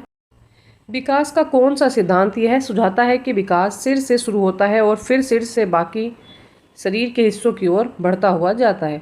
तो यहाँ पर बताना है सिर से पैर की तरफ अगर विकास की बात की जा रही है तो इसको क्या बोला जाता है, ये कौन सा सिद्धांत है। ये समीप और दूरमुखी सिद्धांत नहीं है। यहाँ पर ऐसा नहीं है कि पहले पास का विकास हो रहा है फिर दूर की चीज़ों का विकास हो रहा है, ऐसा कुछ नहीं है। यहाँ पर ऑप्शन नंबर बी में दिया है शीर्षगामी सिद्धांत, अर्थात पहले शीर्ष का मतलब होता है ऊपरी हिस्सा या ऊपर की चीज़, तो ऊपर के लिए हम क्या बोल सकते हैं, इसको सिर भी बोल सकते हैं। तो सबसे पहले किसका विकास यहाँ पर कह रहे हैं, सिर का कह रहे हैं, तो हमें शीर्षगामी विकास ही इसको कहेंगे। सी में दिया है व्यक्तिगत विभिन्नताओं का सिद्धांत, तो ये व्यक्तिगत विभिन्नताओं का सिद्धांत नहीं है। एक रूपता का सिद्धांत भी नहीं, किसी एक का विकास नहीं हो रहा है इसलिए एक रूपता का सिद्धांत भी नहीं है। सभी का विकास कैसे होता है, सिर से पैर की तरफ होता है। सबसे पहले जो गर्भाशय होता है उसमें बच्चे का क्या बनता है, फीटस जो होता है उसका क्या बनता है, सबसे पहले सिर का ही निर्माण होता है। उसके बाद धीरे धीरे रीढ़ की हड्डी और बाकी शरीर के जो बॉडी पार्ट हैं वो बनते हैं। तो वैसा ही है। और जब बच्चा जन्म भी ले लेता है उसके बाद भी क्या होता है, सबसे पहले मस्तिष्क का ही विकास होता है और उसके बाद क्या होता है, उसके हाथ पैर, ये सारी चीज़ें जो है धीरे धीरे और ज़्यादा डेवलप होती चली जाती हैं। तो यहाँ पर क्या होता है, यहाँ पर सबसे पहले जो मनुष्य के उसमें क्या होता है, सिर का विकास होता है और फिर उसके बाद क्या होता है, बॉडी के दूसरे पार्ट जो है उसके वो डेवलप हो जाते हैं, उनका विकास होता है। तो इस सिद्धांत को बोला जाता है शीर्षगामी सिद्धांत। यहाँ पर ऑप्शन नंबर जो बी है ये करेक्ट हो जाएगा। चलिए आते हैं नेक्स्ट पर, देखते हैं क्वेश्चन नंबर 3 में दिया हुआ है अनुवांशिक स्वभाव की पूर्व निर्धारित प्रकटीकरण की प्रक्रिया को संदर्भित कीजिए। तो यहाँ पर अनुवांशिक स्वभाव की जो पहली निर्धारित प्रक्रिया है उनके बारे में बात की जा रही है। तो इसको क्या कहा जाता है, इसके बारे में हमें बताना है। चलिए देख लेते हैं इसको क्या कहते हैं। परिपक्वता कहते हैं, पाड़ कहते हैं, सी और डी ऑप्शन चेक करते हैं। बात अनुवांशिकता की जा रही है तो इसमें कोई अनुकूलन भी नहीं होगा और सामाजिकरण भी नहीं होगा। यहाँ जो राइट आंसर है वो हो जाएगा हमारा ऑप्शन नंबर ए।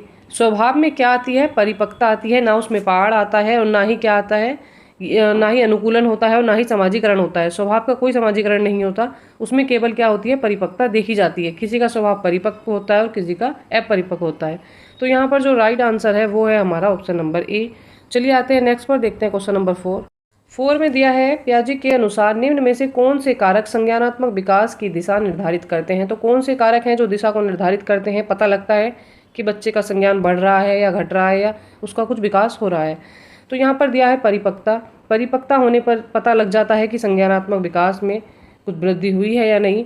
अनुबंधन भी यहाँ पर राइट आंसर हो जाएगा। सजा का यहाँ पर कोई मतलब नहीं हो जाता है, इससे कोई लेना देना नहीं होता है संज्ञानात्मक विकास के कार्यों में। यहाँ पर क्रिया जो होती हैं उनके आधार पर भी अगर कोई बच्चा क्रिया करता है तो आप उसको समझ जाते हैं कि बच्चे के संज्ञानात्मक विकास बेहतर हुआ है, उसके अकॉर्डिंग आप उसको जज कर सकते हैं। और ऑप्शन नंबर 5 में दिया है सामाजिक अनुभव। तो सामाजिक अनुभव भी संज्ञानात्मक विकास को दर्शाते हैं। समाज से कैसे अनुभव बच्चा प्राप्त कर रहा है तो और उसके अकॉर्डिंग बच्चे का क्या संज्ञान बढ़ रहा है, करते हैं कौन सा है देख लेते हैं। 4 ऑप्शन हमारे करेक्ट हैं, जिसमें चारों आ रहे हैं। जिसमें ऑप्शन नंबर 3 है आप उसको कट कर देंगे। 3 वाला बी में है, इसको कट करेंगे। सी में भी है और ये डी वाले ऑप्शन में भी है। जिसमें 3 नहीं है वो आपका राइट हो जाएगा। तो अर्थात कौन से ऑप्शन आपके करेक्ट हैं, 1st, 2nd, 4th और 5th वाला जो आंसर हो जाएगा ये करेक्ट है। ऑप्शन नंबर ए राइट है। चलिए आ जाते हैं नेक्स्ट पर, देखते हैं क्वेश्चन नंबर 5। पियाजे के अनुसार उस बच्चे की सोच के बारे में क्या कहा जा सकता है जो मानता है कि जब पानी को एक बर्तन से दूसरे बर्तन में डाला जाता है तब पानी की मात्रा बर्तन के आकार के अनुसार कम या बढ़ जाती है। तो उस बच्चे के बारे में आप क्या कहेंगे? जबकि ऐसा कुछ नहीं है, पानी घटता बढ़ता नहीं है, जितना पानी है बस बर्तन की शेप ले लेता है, उसका आकार ले लेता है। आपने विज्ञान में इसको पढ़ा भी होगा। तो यहाँ पर दे रखा है, क्या ऑप्शन दिए हुए हैं, यहाँ दिए हुए हैं बच्चे में संरक्षण के कौशल नहीं है, बच्चे ने वस्तु स्थायित्व नहीं हासिल की है, जीववादी सोच बच्चे के विचारों को सीमित करती है, बच्चा क्रमबद्धता की प्रक्रिया करने में अक्षम है। तो यहाँ पर जो राइट आंसर है वो है हमारा ऑप्शन नंबर ए। बच्चे के जो संरक्षण कौशल है वो विकसित अभी नहीं हुए हैं। बच्चे को समझ नहीं आ रहा है कि जो पानी है वो बढ़ घट नहीं रहा है, बर्तन के अनुसार क्या कर रहा है वो शेप ले रहा है, तो अर्थात उसको संरक्षण करना नहीं आ रहा है। तो यहाँ पर जो ऑप्शन नंबर ए है ये करेक्ट हो जाएगा। चलिए आ जाते हैं इसी के साथ नेक्स्ट पर, क्वेश्चन नंबर देखते हैं नेक्स्ट। पियाजे के द्वारा संज्ञानात्मक विकास के चरणों का सही क्रम हमें बताना है। तो पियाजे के द्वारा जो संज्ञानात्मक विकास के क्रम दिए गए थे वो देख लेते हैं। सबसे पहले उन्होंने संवेदी चालक दिया था, फिर पूर्व संक्रियात्मक, फिर मूर्त संक्रियात्मक और उसके बाद अमूर्त संक्रियात्मक। तो यहाँ पर जो option number A he correct है। चलिए बाकी ऑप्शन आप जो हैं वो कट कर देंगे, उन्हें आपको देखने की आवश्यकता नहीं है। हम ऑप्शन नंबर ए से ही समझ गए हैं कि हमारा आंसर जो है करेक्ट है। उन्होंने चारों अवस्थाएं दी थी और इनका क्या लिखा था, एज थी इनकी। जो संवेदी चालक होती है 0 से 2 वर्ष होती है, पूर्व संक्रियात्मक 2 से 7 वर्ष की होती है, और जो मूर्त संक्रियात्मक है वो 7 से 11, और जो अमूर्त संक्रियात्मक जो होती है ये 13 वर्ष तक की आयु होती है। तो यहाँ पर जो ऑप्शन नंबर ए है ये करेक्ट हो जाता है। चलिए आते हैं नेक्स्ट पर। पियाजे से क्वेश्चन हमेशा बनते हैं तो आप इसका ध्यान अवश्य रखेंगे। चलिए नेक्स्ट क्वेश्चन देख लेते हैं। 7 में दिया है नेहा खुद को अपनी माँ द्वारा लाई मिठाई जो मेहमानों के लिए है खाने से रोकती है, यह सोचकर कि खाने से वह पकड़ी जा सकती है। कोहल वर्ग के सिद्धांत के अनुसार नेहा नैतिक विकास की किस अवस्था में है? तो वह किस अवस्था में है? उसे डर है कि कहीं वह चोरी करते हुए ना पकड़ी जाए, तो वह कौन सी अवस्था में ये बताना है। उसको क्या लग रहा है तो वह माता पिता की आज्ञा का पालन करना चाह रही है जिससे उसको दंड से बच सके वो। चलिए ऑप्शन देखते हैं क्या क्या दे रखे हैं। यहाँ दिया है यांत्रिक सापेक्षता अभिविन्यास, यहाँ पर नहीं है। सजा और दंड आज्ञाकारिता अभिविन्यास ये है यहाँ पर। सार्वभौमिक नैतिक विकास का सिद्धांत यहाँ नहीं है। अच्छा लड़का या अच्छी लड़की वह नहीं बनना चाह रही है। क्वेश्चन में दिया ही हुआ है क्या कि वह डर रही है और वह ये सोच रही है कि वह पकड़ी ना जाए, इसलिए यहाँ पर जो है वो सजा से बचना चाह रही है। तो यहाँ पर ऑप्शन नंबर बी जो है ये करेक्ट होता है। चलिए आते हैं नेक्स्ट पर। क्वेश्चन नंबर 8 में दिया है किसके सिद्धांतों के अनुसार बच्चे अपने से ज़्यादा ज्ञान वाले समकक्षी व वयस्कों से अंतःक्रिया करके सीखते हैं। तो ये बात किसने कही है? बात अगर समाज की होती है और अंतःक्रिया की होती है और अपने से बड़ों से अंतःक्रिया करके सीख रहे हैं तो जरूरी है कि उनमें सामाजिकरण ही हो रहा है, और ये बात कही है हमारी। चलिए पहले ऑप्शन देख लेते हैं। लेव वाइगोत्स्की हैं, पियाजे हैं, हार्वर्ड गार्डनर है या लॉरेंस कोहलबर्ग हैं। तो हार्वर्ड गार्डनर नहीं है, लॉरेंस कोहलबर्ग भी नहीं है। ये जो बात की है ये की है लेव वाइगोत्स्की ने। जब भी समाज की या सामाजिक अंतःक्रिया की बात आ जाती है तो आप ध्यान रखेंगे कि इसमें आप जो राइट आंसर टिक करेंगे वो लेव वाइगोत्स्की होगा। यहाँ पर ऑप्शन नंबर ए जो है ये करेक्ट हो जाता है। चलिए आते हैं नेक्स्ट पर, देखते हैं क्वेश्चन नंबर 9। क्वेश्चन नंबर 9 में दिया है लेव वाइगोत्स्की के अनुसार निम्न में से किसकी संज्ञानात्मक विकास में महत्वपूर्ण भूमिका होती है? तो किसकी संज्ञानात्मक विकास में महत्वपूर्ण भूमिका होती है? बात लेव वाइगोत्स्की की हो रही है तो आप क्या ध्यान रखेंगे? आप केवल समाज को ध्यान रखेंगे। आप जब भी आंसर करेंगे, ये ट्रिक मैं आपको बता रही हूँ, उनके सभी आंसर में क्या है, समाज का जिक्र जो है वो अवश्य होता हुआ दिखेगा। आप क्या करेंगे, समाज को या सामाजिक क्रिया या सामाजिक अंतः क्रिया कहीं दे रखा होगा तो आप आंख बंद करके लेफ्ट बायगोस की लगा देंगे। आप कहीं नहीं जाएंगे इधर उधर, कोई और ऑप्शन देखना भी आप पसंद नहीं करेंगे। जो सबसे राइट और सुटेबल आंसर होगा वो समाज होगा, और उसमें जो उसके अगर जनक के बारे में या सिद्धांतकर्ता के बारे में पूछा जाता है तो वो जरूरी ही लेफ्ट बायगोस की ही होंगे। पेपर करा रही हूँ मैं ये प्रीवियस ईयर के क्वेश्चन पेपर, और जो टॉप मोस्ट इंपॉर्टेंट क्वेश्चन जिनके आने के चांस है 100% मैं वही करा रही हूँ। तो आप मेरी प्रैक्टिस सेट अवश्य करते रहिएगा। चलिए देख लेते हैं ऑप्शन क्या है। यहाँ दे रखा है अनुकूलन। अनुकूलन की बात नहीं है, लेफ्ट बायगोस की है तो पुनर्बलन भी नहीं होगा और अनुवांशिकता भी नहीं होगी। सांस्कृतिक परिवेश किससे जुड़ा हुआ होता है, समाज से जुड़ा हुआ होता है। समाज में ही सांस्कृतिक कार्यक्रम होते हैं या संस्कृति की बात होती है। तो यहाँ पर जो राइट आंसर है वो है हमारा ऑप्शन नंबर सी।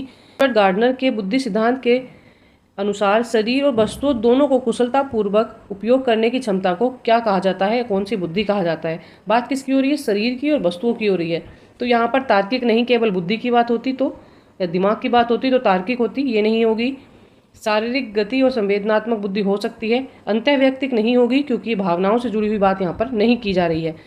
और भाषा की कोई जिक्र होता है कि इंग्लिश भाषा अच्छी बोलता है या एक साथ 2 भाषा बोलता है, 3 बोलता है, तो वो भाषाई बुद्धि के अंतर्गत आता, वो भी नहीं होगा। यहाँ पर जो बात की जा रही है शरीर और वस्तुओं की जा रही है तो ये होगी शारीरिक गति और संवेदनात्मक बुद्धि। यहाँ पर ऑप्शन नंबर जो बी है ये करेक्ट हो जाएगा। चलिए आ जाते हैं नेक्स्ट पर। क्वेश्चन नंबर देखते हैं 11 में क्या है।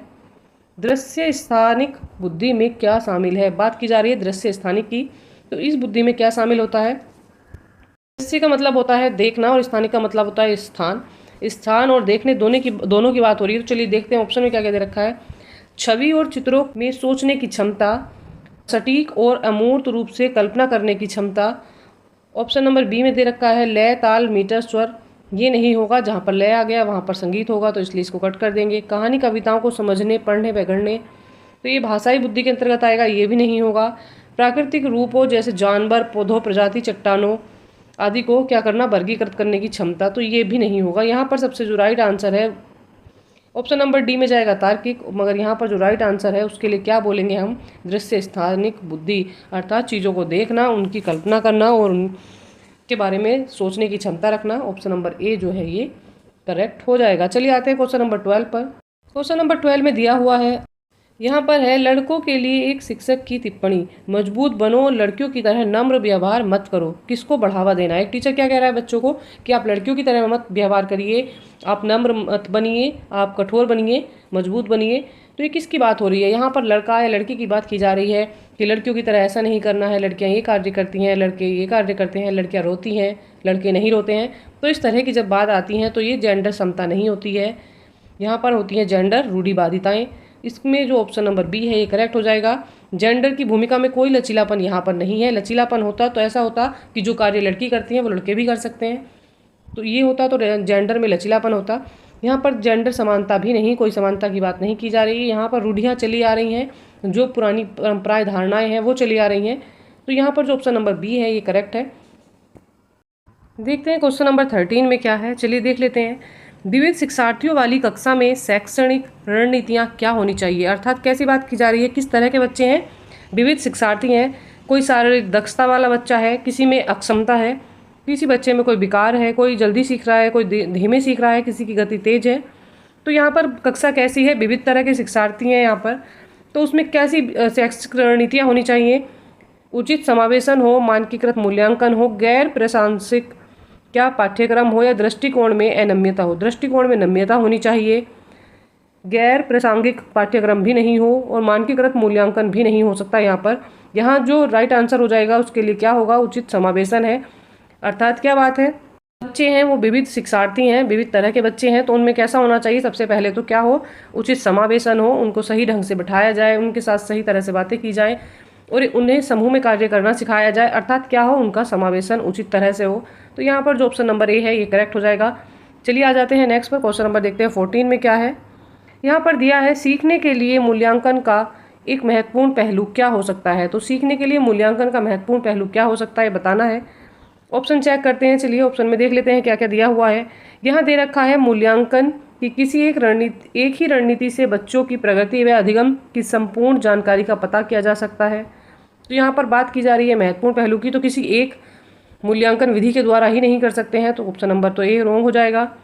यह सीखने में होने वाले बदलाव का अवलोकन करता है, ये सही हो सकता है। चलिए सी पॉइंट देखते हैं, सी में क्या है। यह बच्चों की व्यक्तिगत व विशिष्ट ज़रूरतों को नहीं पहचानता, तो ये पहचानता है। मूल्यांकन के द्वारा ही क्या होता है, बच्चों की जो पता लगता है आपको कि बच्चा कहाँ सीख रहा है, कितनी कमियाँ वह कर रहा है, क्या त्रुटि कर रहा है, उसको क्या समस्या आ रही है, वह समायोजन क्यों नहीं कर पा रहा है। तो यहाँ पर जो ऑप्शन नंबर सी है ये रॉन्ग हो जाएगा। डी में दिया है यह शिक्षकों को मानसिक मंदबुद्धि वाले बच्चों को पहचानने में मदद करता है, तो ऐसा नहीं है, ये सभी बच्चों को पहचानने में मदद करता है। बच्चे में कितनी प्रगति हुई है, कितना उसका विकास हो रहा है और कहाँ उसको आवश्यकता है पाड़ देने की या स्कैप फोल्डिंग देने की या उसकी समस्याओं का समाधान करने की, तो ये सभी की पहचान करता है, ना कि केवल मंदबुद्धि बच्चों के लिए।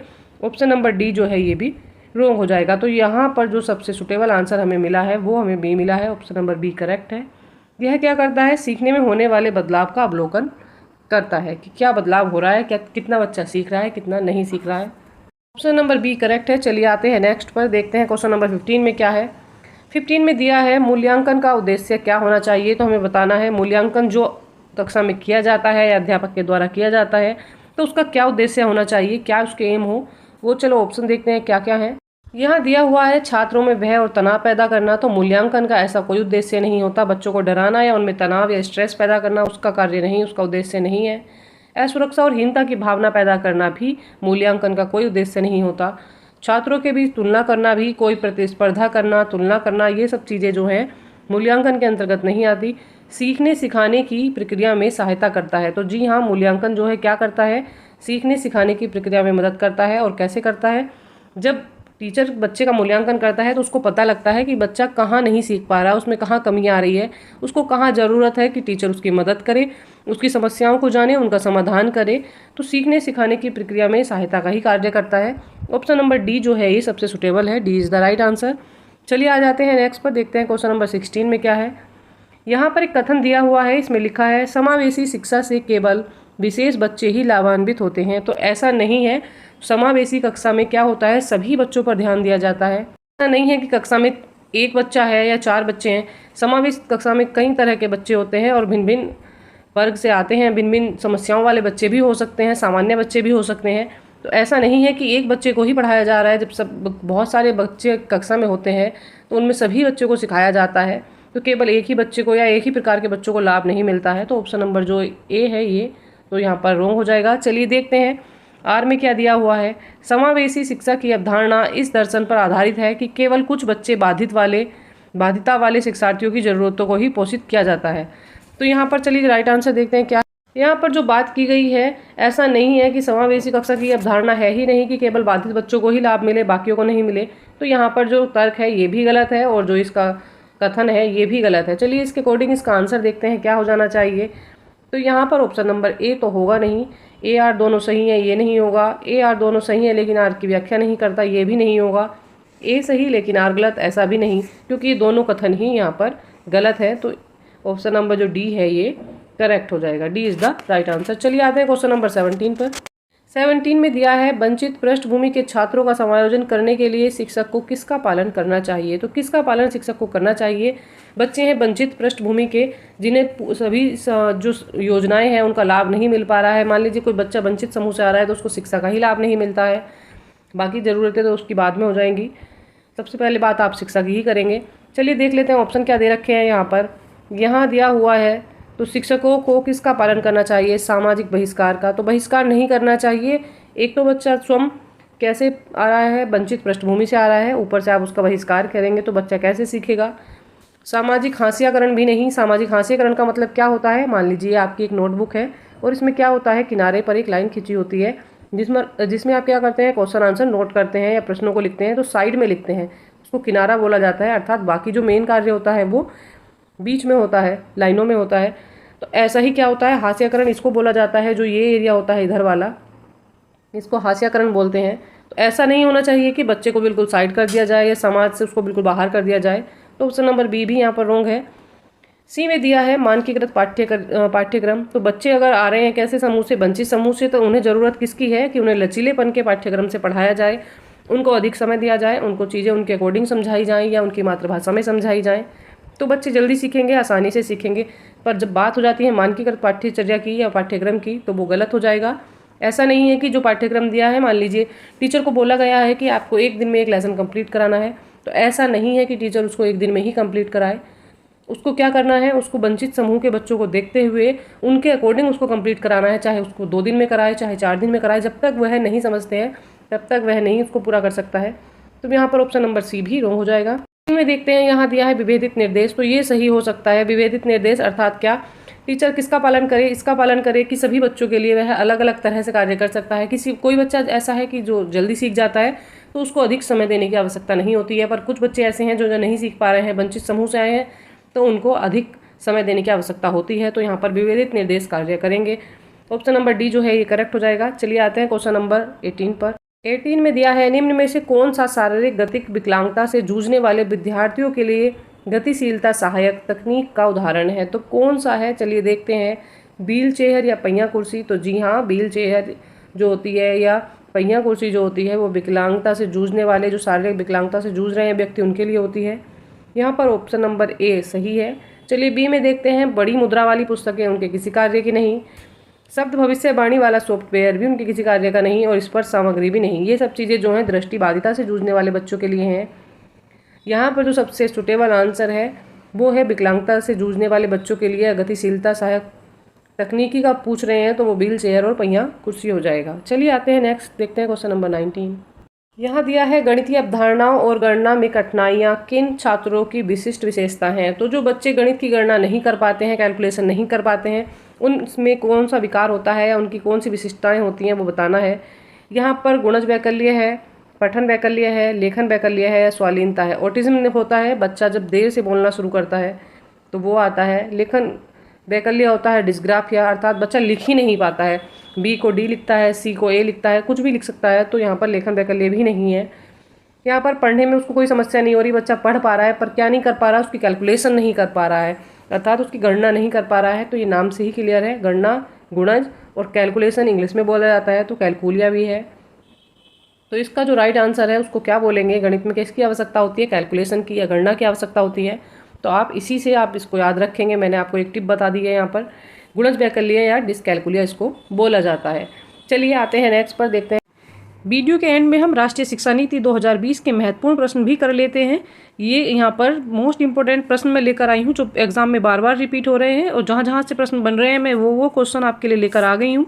चलिए इनको स्किप नहीं करेंगे, इनको भी देख लेते हैं। यहाँ पर दिया है, राष्ट्रीय शिक्षा नीति 2020 जो है बहुभाषिकता को किस तरह देखती है, कि बहुभाषिकता क्लास में है तो उसको वो किस तरह से मानते हैं।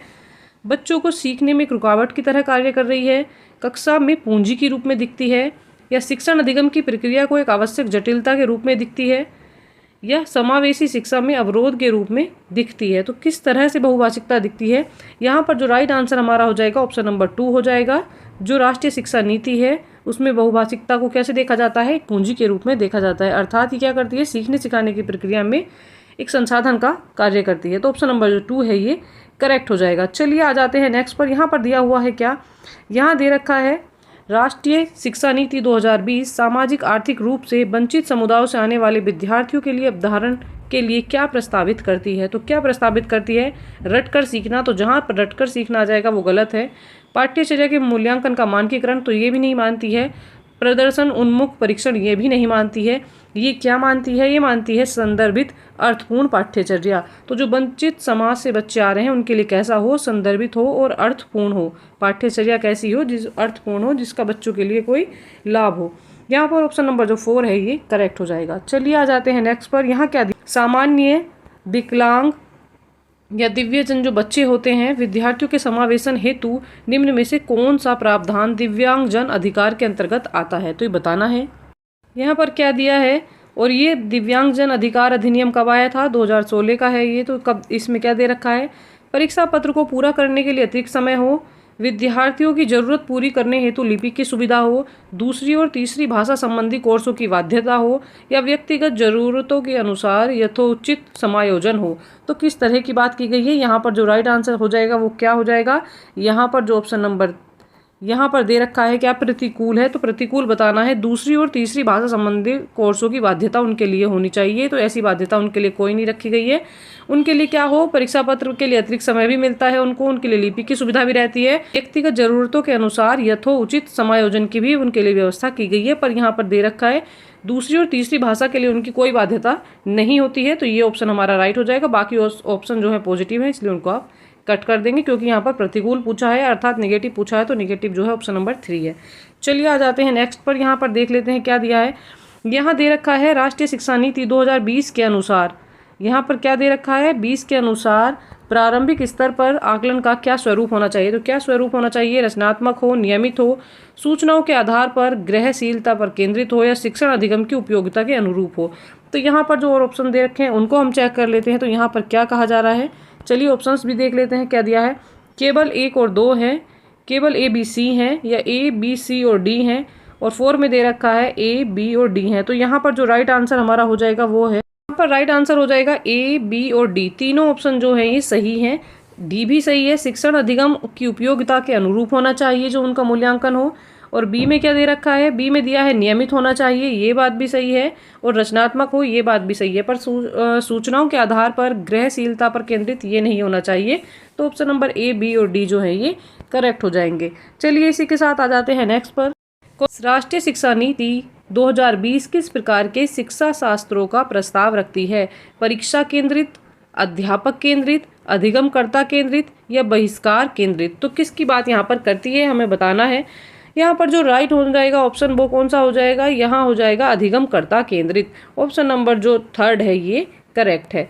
चलिए आ जाते हैं इसी के साथ नेक्स्ट पर। चलिए नेक्स्ट क्वेश्चन देख लेते हैं। यहाँ क्या दिया है, क्वेश्चन दिया है राष्ट्रीय शिक्षा नीति 2020 के अनुसार 5वीं तक के सभी बच्चों को उनकी मातृभाषा में शिक्षा दी जानी चाहिए, ये कथन दे रखा है। चलिए तर्क देखते हैं। छोटे बच्चे अपनी मातृभाषा, यहाँ पर मात्र होगा, मातृभाषा में सार्थक अवधारणाओं को अधिक तेजी से सीखते हैं, वे है समझते हैं। सही क्या है, तो यहाँ पर कथन भी सही है और इसका तर्क भी सही है, तो दोनों सही हो जाएंगे। चलिए नीचे देख लेते हैं क्या ऑप्शंस दिए हुए हैं। यहाँ दे रखा है A R दोनों सही, R A की सही व्याख्या करता है। A और R दोनों सही लेकिन R A की सही व्याख्या नहीं करता। A सही लेकिन R गलत। तो यहाँ पर जो राइट आंसर है वो हमारा ऑप्शन नंबर 1 ही हो जाएगा। A और R दोनों सही हैं और R A की सही व्याख्या भी यहाँ पर कर रहा है। चलिए आ जाते हैं नेक्स्ट। यहाँ पर दिया है क्वेश्चन नंबर 7। इसमें क्या दे रखा है, यहाँ पर दिया हुआ है राष्ट्रीय शिक्षा नीति 2020 मानती है कि शिक्षा पाठ्यक्रम की विषय वस्तु तक सीमित होनी चाहिए, तथ्यों के कंठस्थीकरण पर आधारित होनी चाहिए, विद्यार्थियों के बीच प्रतिस्पर्धा बढ़ाने की तरफ उन्मुख होनी चाहिए, या ऑप्शन नंबर 4 समालोचनात्मक चिंतन के विकास पर केंद्रित होनी चाहिए। तो यहाँ पर जो राष्ट्रीय शिक्षा नीति 2020 मानती है तो वो मानती है शिक्षा जो है समालोचनात्मक चिंतन के विकास पर केंद्रित होनी चाहिए। ऑप्शन नंबर जो 4 है ये करेक्ट हो जाएगा। चलिए आ जाते हैं नेक्स्ट क्वेश्चन देखते हैं 8। तो नंबर 8 में दिया है समकालीन शिक्षा की नीतियां जैसे नई शिक्षा नीति का प्रस्ताव है कि सीखना होना चाहिए। सीखना किस तरह का होना चाहिए, स्मरण पर आधारित, पाठ्य पुस्तक केंद्रित, अनुभवात्मक, या परीक्षण उन्मुख। तो यहाँ पर जो राइट आंसर है वो कैसा है, अनुभव पर आधारित होना चाहिए, अनुभवात्मक होना चाहिए। ऑप्शन नंबर जो C है ये करेक्ट हो जाएगा। चलिए आ जाते हैं नेक्स्ट पर। 9 में दिया है राष्ट्रीय शिक्षा नीति 2020 जैसे शिक्षा का समकालीन नीतियां बच्चों में कौन सी कौशल को विकसित करने का प्रस्ताव करती हैं। तो बच्चों में कौन सा कौशल विकसित करने का प्रस्ताव राष्ट्रीय शिक्षा नीति 2020 करती है। समालोचनात्मक चिंतन है, स्मरण व पुनरुत्पादन है, परीक्षा के लिए सीखना है, या रटना है। तो यहाँ पर जो राइट आंसर है वो है समालोचनात्मक चिंतन। तो यहाँ पर ऑप्शन नंबर A जो है ये करेक्ट हो जाएगा। चलिए आ जाते हैं नेक्स्ट, देखते हैं क्वेश्चन नंबर 10 में क्या है। यहाँ दे रखा है राष्ट्रीय शिक्षा नीति 2020 निम्न में से कौन सा कथन प्रस्तावित करती है। तो कौन सा कथन प्रस्तावित करती है, चलिए देख लेते हैं। यहाँ अपनी मातृभाषा में शिक्षित होना शैक्षिक और प्रौद्योगिकी उन्नति में बाधक है। विद्यालयों को बच्चों की अंग्रेजी भाषा की प्रथम भाषा के रूप में सिखाने और बोलने के लिए प्रोत्साहित करना चाहिए। बाल विद्यार्थियों के लिए बहुभाषी होने के उच्च संख्यात्मक लाभ हैं। ऑप्शन D में दिया है द्विभाषी उपागम विद्यार्थियों में उलझन पैदा करते हैं और सीखने में बाधा डालते हैं। तो यहाँ जो right answer option number C है। C में दिया है बाल विद्यार्थियों के लिए बहुभाषी होने के लिए उच्च संख्यात्मक लाभ होते हैं। यहाँ पर ऑप्शन नंबर जो C है ये करेक्ट है। चलिए आते हैं नेक्स्ट। यहाँ दिया है राष्ट्रीय शिक्षा नीति 2020 के अनुसार प्राथमिक स्तर तक के बच्चों की शिक्षा के लिए को प्राथमिकता दी जानी चाहिए। तो कौन सी भाषा को प्राथमिकता दी जानी चाहिए? मातृभाषा, विदेशी भाषा, अंग्रेजी भाषा या केवल सांकेतिक भाषा? तो बात हो रही है प्राथमिक बच्चों के लिए, प्राथमिक स्तर के जो बच्चे हैं उनके लिए। तो उनके लिए बोला है राष्ट्रीय शिक्षा नीति में कि मातृभाषा में उन्हें शिक्षा दी जाए, मातृभाषा में शिक्षा को प्राथमिकता मिले। ऑप्शन नंबर जो ए है ये करेक्ट है। चलिए आते हैं नेक्स्ट पर। यहाँ पर क्या दिया है? यहाँ दिया है राष्ट्रीय शिक्षा नीति 2020 के अनुसार आकलन के लिए उद्देश्य। तो आकलन के लिए क्या उद्देश्य हैं? सीखने के स्तर को सुनिश्चित करने के लिए विद्यार्थियों में तनाव उत्पन्न करना और डर पैदा करना, तो ये नहीं है। विकास को अनुकूलित बनाना, ये पॉइंट भी यहाँ पर करेक्ट है। यहाँ पर दिया है कक्षा के अंदर और बाहर विद्यार्थियों को समर्थन देना। तो ऑप्शन नंबर जो 4 है ये भी करेक्ट हो जाएगा। तो यहाँ पर जो राइट आंसर होने वाला है वो हो जाएगा हमारा option number D, second, third और फोर्थ, ये वाले तीनों ऑप्शन जो है करेक्ट है। चलिए देख लेते हैं नेक्स्ट क्वेश्चन। यहाँ पर क्या दिया है? यहाँ दिया है राष्ट्रीय शिक्षा नीति 2020 में प्रस्तावित बदलाव क्या है? तो क्या बदलाव उन्होंने किया है शिक्षा में? चलिए ऑप्शंस देख लेते हैं। यहाँ पर क्या दे रखा है? यहाँ दे रखा है मानकीकरण से लचीलापन हो, रचनात्मक मूल्यांकन से योगात्मक मूल्यांकन, संरचनाओं की समझ से परीक्षा के लिए सीखना, या बहुविषयक अदा से कठोरता। तो यहाँ पर जो राइट आंसर है वो है हमारा ऑप्शन नंबर ए, मानकीकरण से लचीलापन। ए इज द राइट आंसर। इसी के साथ आज की क्लास भी कंप्लीट हो जाती है और यहाँ पर हमने सीडीपी और पेडागोजी का कंप्लीट रिवीजन कर लिया है। जो इंपॉर्टेंट क्वेश्चन थे, जो गैसिंग क्वेश्चन थे, जो टॉप मोस्ट क्वेश्चन थे, जहाँ से क्वेश्चन बार बार बनते हैं, जो टॉपिक थे वो मैंने सारे कवर कर लिए हैं। अगर आप चैनल पर नए हैं और आपने अब तक कोई वीडियो नहीं देखी है तो प्लीज़ जाइए चैनल को सब्सक्राइब कीजिए और प्लेलिस्ट में जाकर और सारी वीडियो देख लीजिएगा।